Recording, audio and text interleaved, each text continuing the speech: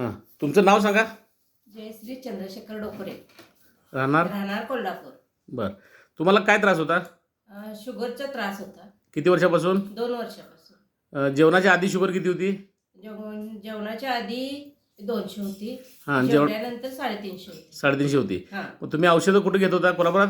कोल्हापुरात संतोष पवार. औषधं, शुगरची औषधं कोणाकडे घेतली होती अगोदरची? अगोदरचे ह्यांच्याकडे घेतले, घोलपे घोलपे डॉक्टरांच्याकडे. डॉक्टरांच्याकडे. बरं, मग औषधं घेऊन काय कमी आलं नाही? कमी आलं नाही काय. काय त्रास होता? पायात हातात गोळे आणि शुगर.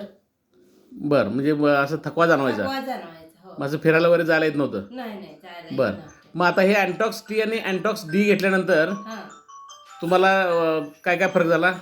फिरणं, थकवा जाणवणं, फ्रेश होते, काम करताना काय कंटाळा येत नाही, उत्साह येतोय? उत्साह येते. बरं, आता मग औषध चालू करून किती महिने झाले?